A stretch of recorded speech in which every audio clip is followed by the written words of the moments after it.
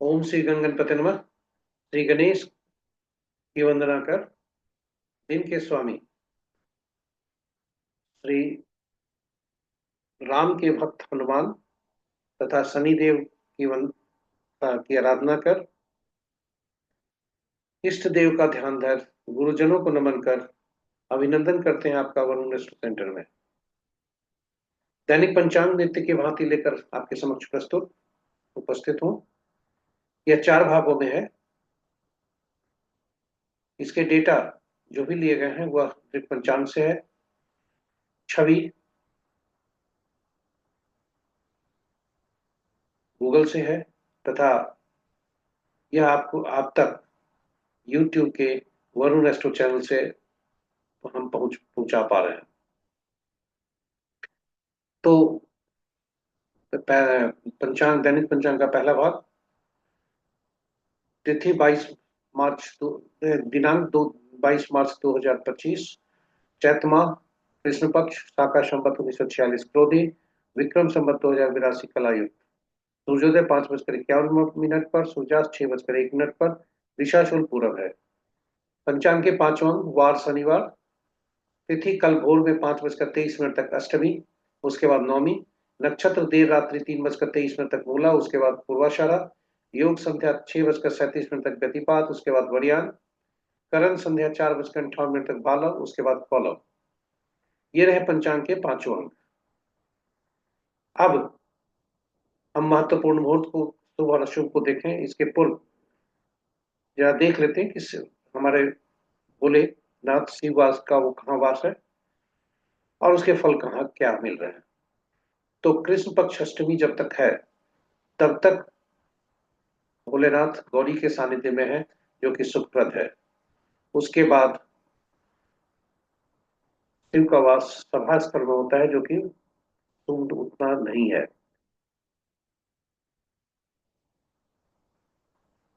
अब हम शुभ और अशुभ मुहूर्त को देखते हैं। अभिजीत मुहूर्त दिन के 11:33 से 12:21 तक। अमृत काल रात्रि 8:33 से 10:16 तक। विजय मुहूर्त 1:58 से 2:47 तक अपराह्न तक। गोधूली बेला संध्या 6 बजे से 6:24 तक। निशिता मुहूर्त देर रात्रि 11:32 से 0:20 तक।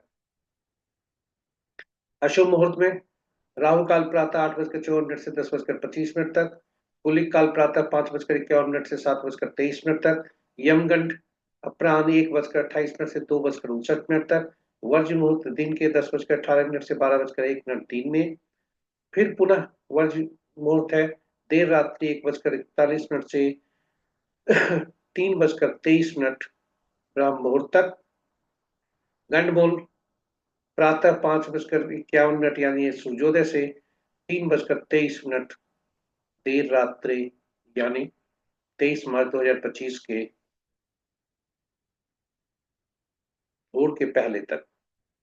तो ये रहे महत्वपूर्ण मुहूर्त। ग्रहों की आकाशीय स्थिति को देखें, जो स्थानीय समय पटना के 5 बजे प्रातः का है। सूर्यदेव ये चंद्रदेव कमजोर है। मंगल देव भी थोड़ा कमजोर चल रहे हैं। वहीं बृहस्पति देव स्थान परिवर्तन के लिए लगभग तैयारी की ओर है। शनि देव भी स्थान परिवर्तन के लिए तैयारी की ओर है, जब वो ये मीन राशि में प्रवेश करेंगे 29 मार्च को। चंद्रदेव धनु राशि में आ चुके हैं। बुध देव बकरी और अस्त दोनों चल रहे हैं। ये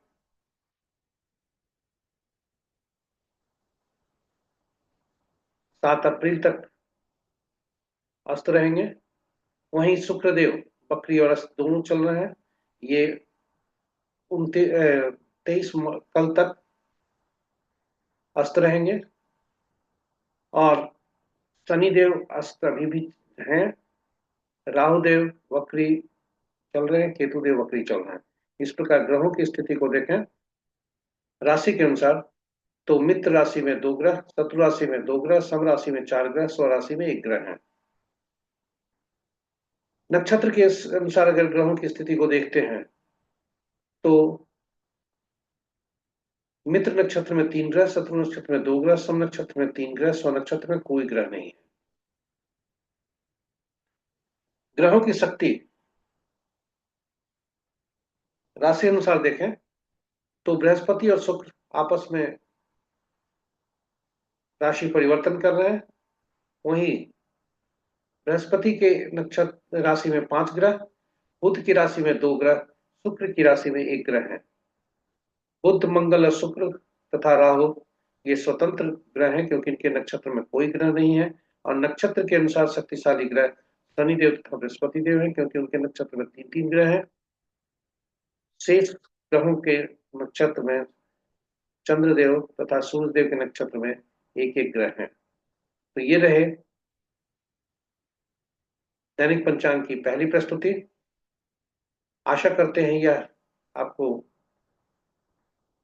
के लिए उपयोगी होगा। अब हम आपको देर न करते हुए अपने अगले भाग में, दूसरे भाग में प्रस्तुति में कर ले चलते हैं। दैनिक जो है जन्म पत्रिका में चंद्रमा जिस नक्षत्र में होते हैं उनके नक्षत्र समूह के स्वामी के अनुसार कैसा फल मिलेगा। तो हम चलते हैं अपने दूसरी प्रस्तुति में।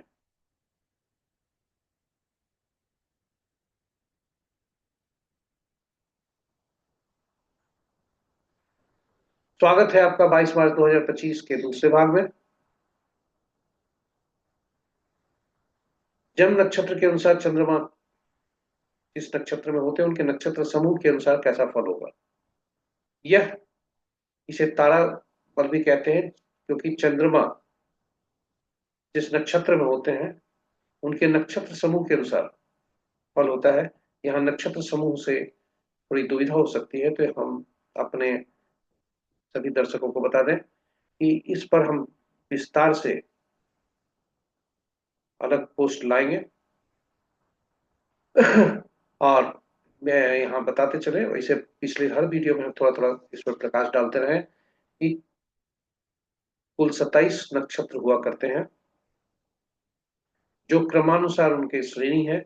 1 से 9 तक पहला श्रेणी, 10 से 18 तक दूसरी श्रेणी और 19 से 27 तक तीसरी श्रेणी। इसको उनको 3 श्रेणी में इसलिए बांटा गया क्योंकि फिर प्रत्येक श्रेणी के प्रथम नक्षत्र को महादशा के ग्रह की श्रेणी के पहले ग्रह से जोड़ा गया। उदाहरण स्वरूप अश्विनी पहला नक्षत्र, दूसरी श्रेणी का पहला नक्षत्र मघा 10वां नक्षत्र है और 19वां नक्षत्र जो तीसरी श्रेणी का पहला नक्षत्र है, इनको महादशा का पहला जो ग्रह है केतु, इनका स्वामित्व दिया गया। इस प्रकार नक्षत्र समूह बने, यानी 3-3 नक्षत्रों के समूह का स्वामित्व एक एक ग्रह को दिया गया।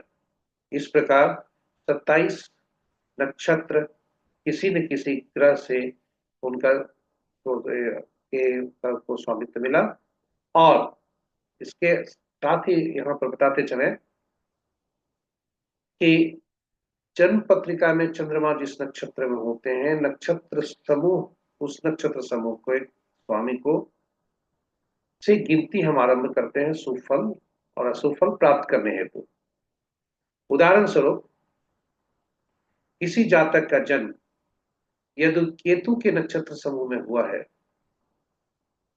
या हम दूसरा उदाहरण लेते हैं, यदि हम किसी जन्म जातक का जन्म जन्म नक्षत्र समूह दूसरा ग्रह है, यानी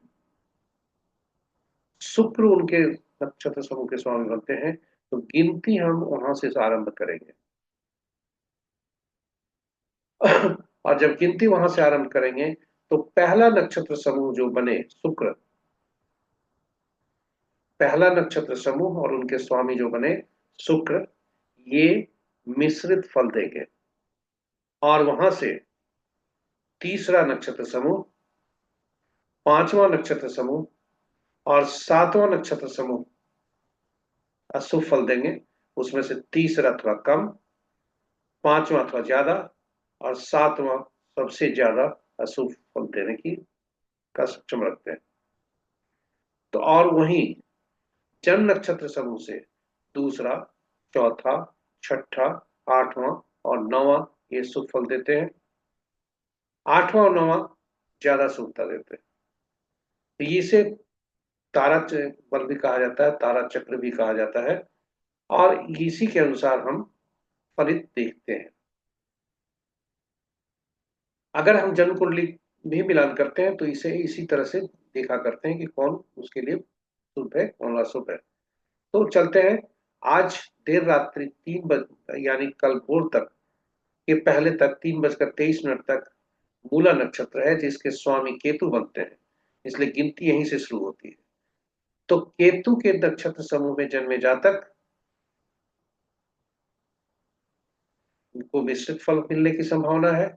और यहां से तीसरा, पांचवा और सातवां नक्षत्र जो स्वामी बनते हैं वे सूर्य, मंगल और बृहस्पति बनते हैं। तीसरा सूर्य, पांचवा मंगल और सातवां बृहस्पति, ये अशुभ फल देने के लिए संकेत दे रहे हैं। वहीं दूसरा, चौथा, छठा, आठवां और नौवां नक्षत्र समूह के स्वामी शुक्र, चंद्र, राहु, शनि तथा बुध बनते हैं। ये शुभ फल देने के संकेत है। देर रात्रि 3:23 के पश्चात शुक्र नक्षत्र समूह के स्वामी बनते हैं, क्योंकि पूर्वाषाढ़ा नक्षत्र आरंभ होता है, और वे मिश्रित फल देंगे। वहीं उनसे तीसरा, पांचवा और सातवां नक्षत्र समूह के स्वामी चंद्रमा, राहु और शनि होते हैं, जो वे शुभ फल की ओर संकेत कर रहे हैं। और दूसरा, चौथा, छठा, आठवां और नौवां नक्षत्र समूह के स्वामी सूर्य, मंगल, बृहस्पति, बुध तथा केतु बनते हैं। ये शुभ फल की ओर संकेत दे रहे हैं। तो ये रहे जन्म पत्रिका में चंद्रमा जिस नक्षत्र में होते हैं उनके नक्षत्र स्वामी के अनुसार आज कैसा दिन रहने की संभावना है। अब हम आपको अगले वीडियो में ले चलते हैं, अगली प्रस्तुति में, तीसरे भाग में।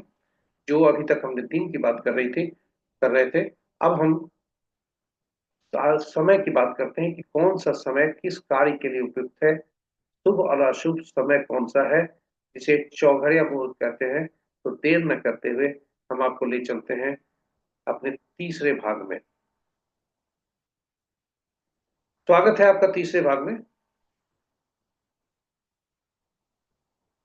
जिसे यह शुभ और अशुभ मुहूर्त को बताता है कि कौन सा शुभ और शुभ काल है, और किसी भी शुभ कार्य को करने के लिए इसका उपयोग किया जाता है। चाहे हम मुहूर्त देखना चाहते हैं, यदि हम मुहूर्त नहीं भी देखें तो भी हम इसका उपयोग अपने कार्य के लिए कर सकते हैं। अब यहाँ पर सूची में जो दी गई है, दिन का चौघड़िया देखेंगे तो 8 है, रात का चौघड़िया 8 है, लेकिन एक चौघड़िया जो है कि पुनरावृत्ति होती है।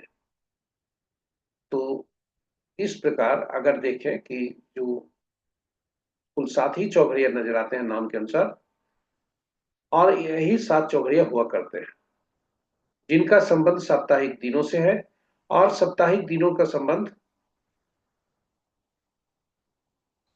उनके ग्रहों से है, यानी साप्ताहिक दिनों के स्वामी ग्रह बनते हैं, और उन ग्रहों का से संबंध 7 का महत्वपूर्ण कार्य हैं, जिन जो मनुष्यों पर करते हैं, और उसके लिए सातों ग्रह निर्धारित है। इस प्रकार यदि कहें तो 7 चौघड़िया, 7 दिन, 7 ग्रह और 7 कार्य, इस प्रकार सातों चौघड़िया से जो हमको कार्य करने हैं उस चौघड़िया का हम उपयोग करते हैं। यदि शुभ है तो उसका कार्य का उपयोग कर हम उस शुभता को बढ़ाते हैं, और अशुभ है तो थोड़ा हम सावधान होते हैं। तो और यहाँ यह भी बताते चले कि जो दिन का चौघड़िया होता है, साप्ताहिक दिन का जो साप्ताहिक दिन होता है, उसी से सूर्योदय के समय वही चौघड़िया आरंभ होते हैं, उन्हीं के चौघड़िया, और सूर्योदय समाप्ति पर भी वही चौघड़िया होते हैं। रात्रि का चौघड़िया जो आरंभ होता है, वही रात्रि का चौघड़िया, रात्रि जब समाप्ति होती है तो वही चौघड़िया की पुनरावृत्ति होती है। चौघड़िया देखते समय यह देख लेना चाहिए कि कहीं वह दिन का चौघड़िया में काल बेला, राहु काल और वार बेला से ग्रसित हो सकता है, और रात्रि का चौघड़िया काल रात्रि से ग्रसित हो सकता है। तो जो चौघड़िया अशुभता से ग्रस्त है, अधिव्याप्त है, उसे त्याग देना चाहिए, उसे उपयोग नहीं करना चाहिए। इस विषय में हम आपको ये बता दें कि चौघड़िया पर हम एक विशेष वीडियो प्रस्तुत किए हैं जो वरुण एस्ट्रो में उपलब्ध है। आप उसे देख सकते हैं, एक बार के लिए देखें, जरूर देखें, और इससे आपको चौघड़िया ज्योतिष की उपयोगिता बढ़ जाएगी और इसका कंसेप्ट भी क्लियर होगा आपके पास, और आप इसकी को ज्यादातर यूज कर पाएंगे, उपयोग कर पाएंगे, और जब उपयोग करेंगे ये आपके लिए ज्यादा लाभकारी होगा। तो अब देर न करते हुए आज का चौघड़िया पे बात करते हैं। जो प्रस्तुति हमने YouTube में डाला है पहले का चौघड़िया पर, इस विस्तृत जानकारी, उसका नाम है चौघड़िया की उपयोगिता हिंदी में, और यूटिलिटी ऑफ चौघड़िया इन अंग्रेजी में। तो आज का चौघड़िया चूंकि आज शनिवार है, काल चौघड़िया से शुरू होता है और काल चौघड़िया से ही समाप्त होता है। ये शनि से संबंध है, जो दैनिक वृत्ति से शनि शनि देव कहते हैं आप महत्व अपने दैनिक वृत्ति को कार्य करो। काल चौघड़िया नाम है, हानि ही होता है, लेकिन अगर वृत्ति दैनिक वृत्ति के लिए कार्य किया जाए तो वह शुभ होता है। लेकिन यह देखें अभी आज की सूची में कि सुबह का पूर्व का जो चौघड़िया, प्रथम चौघड़िया वो कालबेला से ग्रसित है, अंतिम चौघड़िया भी कालबेला से ग्रसित है। फिर रोग चौघ 8:54 से 10:25 तक राहु काल है, इसलिए वह चौघड़िया भी ग्रसित है। और 1:28 से 2:59 तक लाभ चौघड़िया है, वह भी अशुभता से ग्रसित है। और अंत में रात्रि का चौघड़िया जो आरंभ का है और अंत का है, वह भी काल रात्रि से ग्रसित है, इसलिए यह इतना उपयोगी इसे नहीं होगा, इसे त्याग देना चाहिए। तो ये रहे चौघड़िया का प्रस्तुति। आशा करते हैं कि आपके लिए उपयोगी सिद्ध होगा। यह यहाँ बताते चलें कि यह प्रस्तुति आपको YouTube के माध्यम से दी जा रही है। डेटा संकलन दृक पंचांग से लिया गया, छवि गूगल से ली गई है, और आप तक यह YouTube के माध्यम से पहुंच रहा है वरुण एस्ट्रो चैनल से। और यदि अभी तक आपने हम इस चैनल को सब्सक्राइब नहीं किया, प्रथम बार देख रहे हैं, जरूर सब्सक्राइब करें और नोटिफिकेशन बटन को दबा दें ताकि आपको सूचना मिल सके। साथ ही साथ इसे साझा भी करें ताकि इसकी उपयोगिता आपके मित्रों, परिजनों और शुभचिंतकों के लिए भी हो सके। वे भी इसका लाभ उठाकर शुभता को प्राप्त कर सकते हैं। और अंत में आपका सुझाव हमें अपेक्षित है ताकि हम अपने वीडियो को नया रूप भी दे सकें या नयापन ला सकें, या कुछ नए प्रस्तुति आप चाहते हो तो वह भी आप जरूर लिखें। मेरा प्रयास रहेगा आपके उम्मीदों पर खरा उतरने का। तो अब चलते हैं अंतिम प्रस्तुति में, जो अंक ज्योतिष के अनुसार कैसा दिन रहने के संकेत मिल रहे हैं। चलिए देर नहीं करते हैं, अंक ज्योतिष के अनुसार कैसा दिन रहने की संभावना है। Auspiciousness as per numerology is auspiciousness. तो अंकों का हमारे जीवन में अहम भूमिका होती है, जन्म से मरण तक, यहाँ तक कि मरने के बाद भी अंक हमारे पीछा नहीं छोड़ते। और हम अपने दैनिक जीवन में देखेंगे कि कुछ अंक हमारे पास बार बार आकर टपकते हैं। कुछ लोग जिनके जन्म मूलांक, जन्मांक या जन्म तिथि हमसे मैच नहीं खाते, ऊर्जा नहीं, अच्छी ऊर्जा नहीं देते, उनसे हमसे नहीं बनती है। कुछ से बहुत ज्यादा बनती है, घनिष्ठता होती है। कुछ से न्यूट्रल संबंध होता है, ना ही बैरता, ना ही दोस्ती। तो यह सभी अंकों का कमाल है, क्योंकि अंक ऊर्जा है, अंक तत्व हैं। और इसलिए अंक जो है में तत्व है, और वो तत्व हमें कुछ फायदा देते हैं, हमारे लिए पॉजिटिव एनर्जी देते हैं, कुछ नेगेटिव एनर्जी देते हैं। तो आज इस और अंक ज्योतिष का जो अंक है वह हमेशा एकल अंक में ही प्रयोग किया जाता है। यानी यदि हमें हमें कभी भी कोई कोई अंक के बारे में हमें अध्ययन करना है और उसमें कई अंकों का समूह है, तो हम उसे सभी अंकों के समूह को के अंकों को उसमें जो प्रयुक्त हुए हैं उसे जोड़कर एकल अंक बनाते हैं, और तब फिर उसकी उपयोगिता हमने उसका एनालिसिस करते हैं, उसका विवेचन करते हैं। तो आज की तिथि 22/3/2025, इसको अगर जोड़ें तो 2 2 4 3 7, 2 9 2 11 5 16, यानी फिर एक 6 को जोड़े 16 का तो 7 होता है। यह केतु से संबंध है, इनके स्वामी केतु बनते हैं। तो आइए देखते हैं कि विभिन्न तिथियों को जन्मे जातक के लिए कैसा दिन रहने की संभावना है।